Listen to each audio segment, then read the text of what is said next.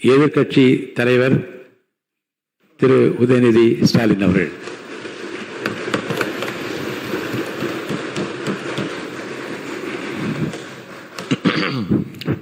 மாண்புமிகு பேரவைத் தலைவர் அவர்களே, துணைத் தலைவர் அவர்களே, முதலமைச்சர் அவர்களே, 17வது சட்டமன்ற பேரவையின் எதிர்க்கட்சி தலைவராக எனது முதல் உரை இது. பகுத்தறிவு பகலவன் தந்தை பெரியார், தமிழ்நாட்டுடைய தலைமகன் பேரறிஞர் அண்ணா, நவீன தமிழ்நாட்டுடைய சிற்பி முத்தமிழறிஞர் டாக்டர் கலைஞர்,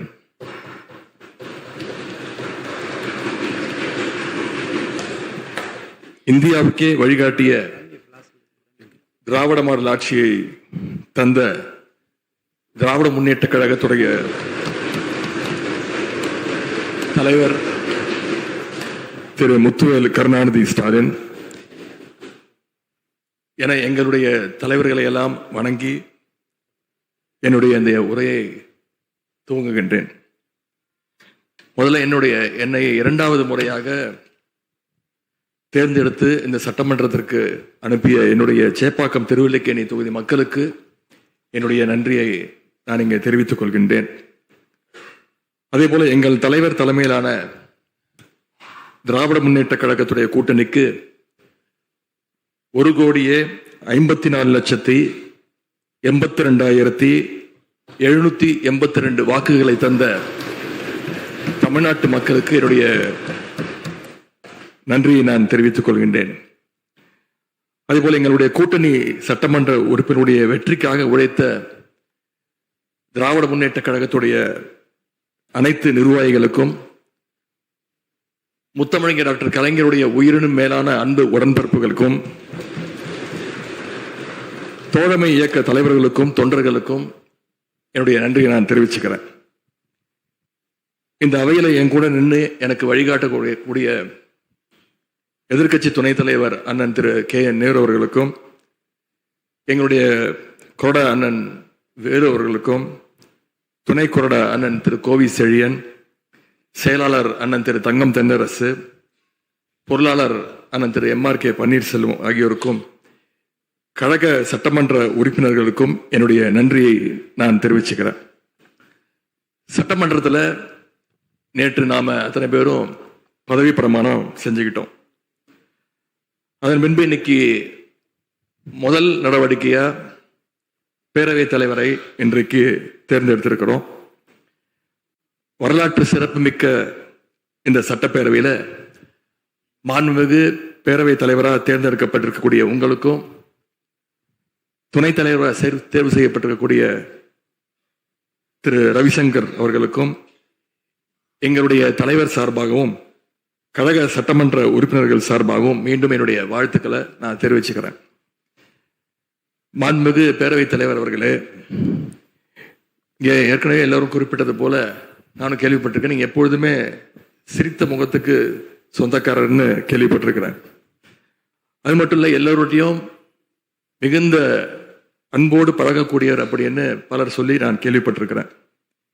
இதே சட்டப்பேரவையில் 1980ஆம் ஆண்டு தேர்தலையும் 2011 சட்டமன்ற தேர்தலையும் நீங்க வெற்றி பெற்று ஒரு சிறந்த சட்டமன்ற உறுப்பினராக நீங்க பணியாற்றி இருக்கிறீங்க. எனவே பேரவையுடைய மரபுகளும் விதிகளும் உங்களுக்கு புதுசு கிடையாது. நீங்க தேர்ந்தெடுக்கப்பட்ட இப்பொழுது சேர்த்து 3 முறையும் ஆளுங்கட்சி உறுப்பினராக சட்டமன்றத்துக்குள்ள நீங்க வந்திருக்கிறீங்க. இந்த முறை எதிர்க்கட்சிகளையும் அரவணைச்சு செயல்படுகின்ற ஒரு பேரவைத் தலைவரா நீங்க பொறுப்பேற்றிருக்கிறீங்க. அந்த பொறுப்புல ரொம்ப சிறப்பா நடுநிலைமையோடு செயல்படுவீங்க அப்படிங்கிறது தான் எங்க அத்தனை பேருடைய எதிர்பார்ப்பு.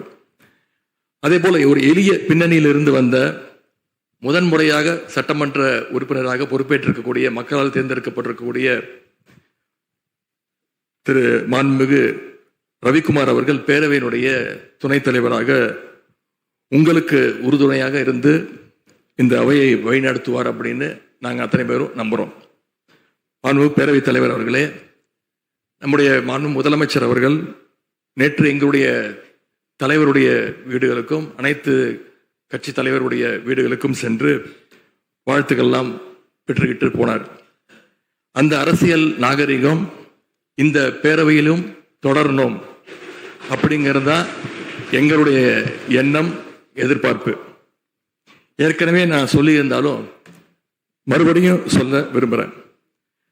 திராவிட முன்னேற்ற கழகம் இந்த சட்டப்பேரவையில் எதிரி கட்சியா இல்லாம ஒரு ஆக்கப்பூர்வமான எதிர்கட்சியாக நிச்சயம் செயல்படும். எங்க தலைவர் அவர்கள் சொன்ன மாதிரி திராவிட முன்னேற்ற கழகம் என்னைக்குமே ஒரு ஆக்க சக்தி தான்.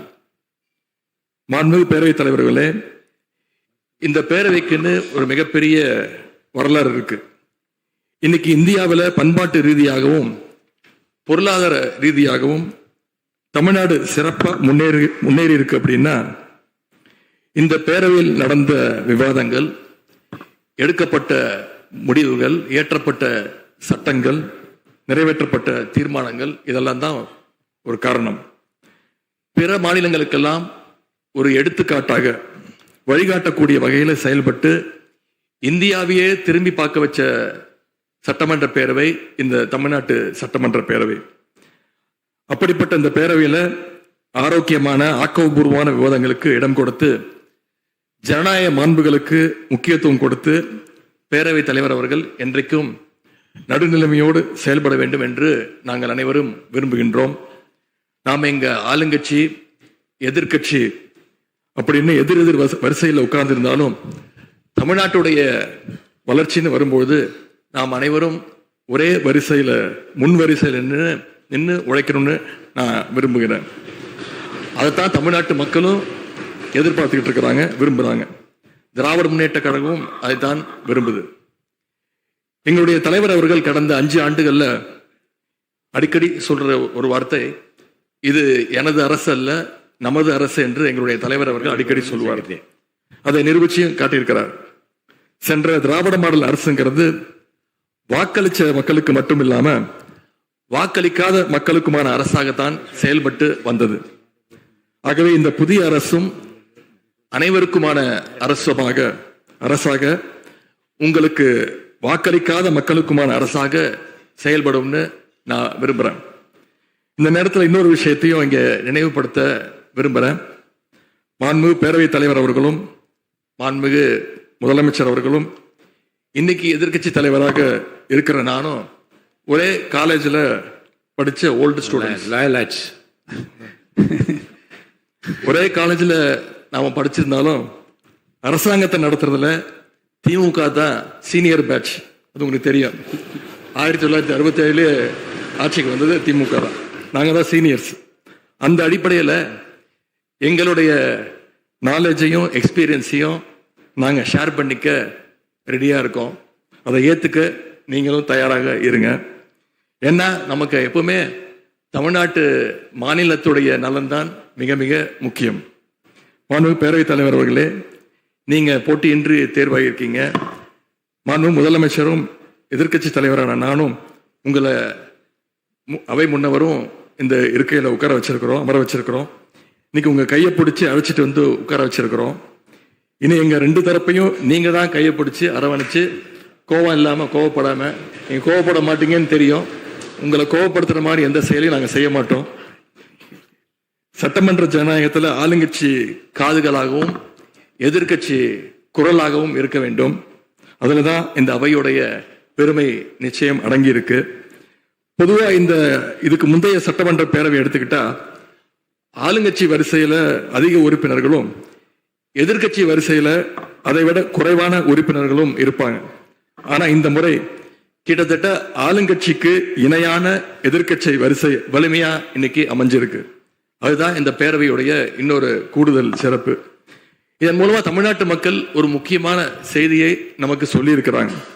அது என்னன்னா, எதிர்கட்சி வரிசை மிக மிக வலிமையாக இருந்து இந்த அரசை, புதிய அரசை வழிநடத்தணும், ஆக்கப்பூர்வமான விமர்சனங்களை முன்வைக்கணும் அப்படின்னு மக்கள் நமக்கு சொல்லி இருக்கிறாங்க. நான் நம்புறேன்.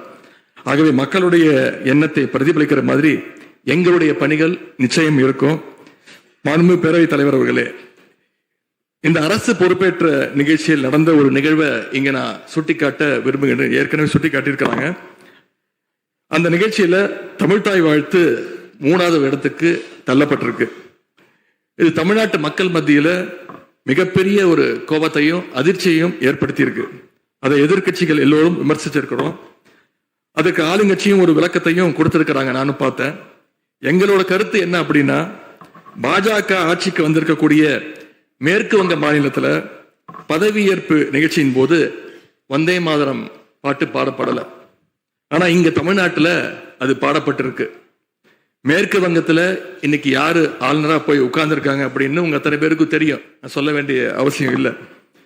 அவர் இங்க ஆளுநரா இருந்தப்போ தமிழ்நாடு சட்டமன்ற பேரவையில தமிழ்தாய் வாழ்த்துக்கு முன்னாடி தேசிய கீதம் பாடணும்னு பேரவையினுடைய மரபையே மாத்த சொன்னவர் தான் இன்னைக்கு மேற்கு வங்கத்தில் ஆளுநரா இருக்கிறார். அதை நாங்க உறுதியா, எங்களுடைய தலைவர் அப்போதைய முதலமைச்சர் உறுதியா மறுத்தார். அதனால 2023ஆம் ஆண்டு முதல் தொடர்ந்து 3 வருஷம் அவர் பேரவையிலிருந்து வெளிநடப்பு செஞ்சுட்டு போன காட்சிகளை எல்லாம் நீங்களும் பார்த்திருப்பீங்க. இதன் மூலமா நாங்க சொல்ல வர்றது, அடுத்து விரைவிலேயே இந்த பேரவையில ஆளுநர் உரை நிகழ்த்த இருக்கிறார். ஆகவே ஏற்கனவே உங்களுடைய அரசினுடைய பதவியேற்பு விழாவில் நடந்த அந்த சம்பவம், அந்த தவறு மீண்டும் இந்த பேரவையில நடப்பதற்கு நீங்க அனுமதிக்க கூடாது, நாங்கள் அனுமதிக்க மாட்டோம். பேரவையில் மட்டுமல்ல, தமிழ்நாட்டில் நடக்கக்கூடிய எந்த நிகழ்ச்சியாக இருந்தாலும் சரி, அரசு நிகழ்ச்சியாக இருந்தாலும் சரி, எந்த நிகழ்ச்சியாக இருந்தாலும் சரி, தமிழ்தாய் வாழ்த்து என்றைக்கும் 2வது இடத்திற்கு நாம தள்ளி போக விடக்கூடாது. இந்த அரசு அதற்கு அனுமதிக்க கூடாது என்று நான் இங்கே கேட்டுக்கொள்கின்றேன். ரொம்ப விழிப்போடு இருந்து நம்முடைய உரிமையை, மரபை பாதுகாக்கணும்னு உங்களை எல்லாம் வலியுறுத்தி நான் கேட்டுக்கொள்கின்றேன். மாண்புமிகு பேரவைத் தலைவர் அவர்களே, வண்டிக்கு பிரேக் எப்படியோ, ஒரு காலைக்கு மூக்கனாங்கயிறு எப்படியோ, அப்படிதான் ஆளுங்கட்சிக்கு எதிர்கட்சி அப்படின்னு பேரறிஞர் அண்ணா அவர்கள் நமக்கு சொல்லியிருக்கிறார். ஆகவே பேரறிஞர் அண்ணா சொன்ன வழியில ஆளுங்கட்சியினுடைய செயல்பாட்டை உற்று நோக்கி உங்களுடைய நிறைகளை, குறைகளை சுட்டு காட்டுகின்ற ஒரு ஆக்கப்பூர்வமான எதிர்கட்சியாக நாங்கள் நிச்சயமாக செயல்படுவோம். இந்த அவைக்கு புதியவங்க, ஃபர்ஸ்ட் டைம் எம்எல்ஏஸ் நிறைய பேர் வந்திருக்கிறீங்க, அதுல மிகுந்த மகிழ்ச்சி. அதே போல ரொம்ப வருடங்களுக்கு பிறகு நிறைய பெண் சட்டமன்ற உறுப்பினர்கள் இங்க இடம்பெற்றிருக்கிறீங்க, அதுல எங்களுக்கு கூடுதல் மகிழ்ச்சி. அத்தனை பேருக்கும் மீண்டும் என்னுடைய வாழ்த்துக்கள். தமிழ்நாட்டுடைய உரிமைகளுக்காகவும் வளர்ச்சிக்காகவும் நாம எல்லாரும் சேர்ந்து ஒன்னா பயணிப்போம். எது எப்படி ஆனாலும் திராவிட இயக்கத்தினுடைய அடிப்படை கொள்கைப்படி எல்லோருக்கும் எல்லாம் கிடைக்கிறதை உறுதி செய்கின்ற வகையில எதிர்கட்சி வரிசையில இருந்து நாங்கள் நிச்சயம் செயல்படுவோம். நடந்து முடிந்த தேர்தலில் ஆட்சி அமைப்பதற்கான பெரும்பான்மையை ஆளுங்கட்சிக்கு மக்கள் வழங்காமல் போனாலும் திராவிட முன்னேற்ற கழகத்துடைய தலைமையில் தேர்தலை சந்திச்சு வென்ற தோழமை இயக்க சட்டமன்ற உறுப்பினருடைய ஆதரவோடு ஆட்சி அமைத்திருக்கக்கூடிய புதிய அரசிற்கும் மாண்பு முதலமைச்சர் அவர்களுக்கும் என்னுடைய வாழ்த்துக்களை நான் மீண்டும் தெரிவித்துக் கொள்கின்றேன். மாண்புமிகு பேரவைத் தலைவர் அவர்களுக்கும் பேரவை துணைத் தலைவர் அவர்களுக்கும் என்னுடைய நன்றி.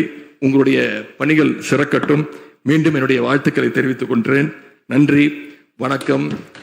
வெல்க தமிழ், வாழ்க தமிழ்நாடு. மக்களை பிரிக்கும் சனாதானம் நிச்சயம் ஒழிக்கப்பட வேண்டும். நன்றி, வணக்கம்.